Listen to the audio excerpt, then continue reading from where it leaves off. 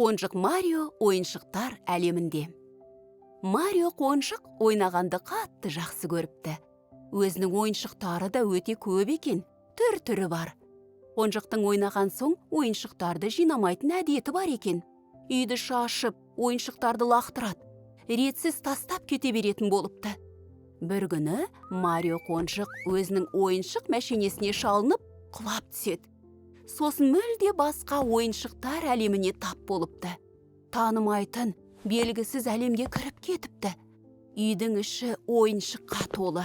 Әкесінің, анасының киімдері, кітаптар мен журналдар, қоқыстар да шашылып жатыр. Төсекке, жерге, тіпті үйдегі шамға дейін, шкафтар мен сөрелерге де анасының киімдерін іліп тастапты. Не деген қызық, қандай тамаша! Деп ойлайды қонжық. Сол заттардың арасында қонжық көп уақыт ойнайды. Жүгіреді, әрі-бері қызықтайды. Бір кезде шаршап қарны ашады. Тамақ жейін десе, тоңазытқыштың іші де ойыншықтар мен қоқыстарға толып қалыпты. Жейтін тамақ таппайды, қорқа бастайды.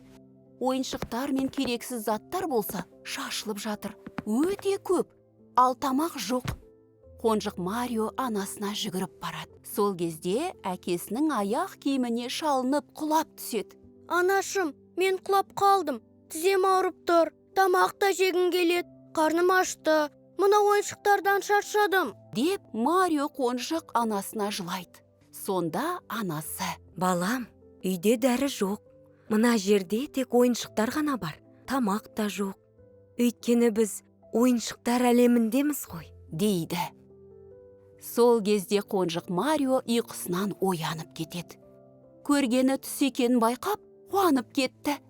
Сол күннен бастап Марио қонжық үйді жинап, ойыншықтарын орнына қоятын болыпты.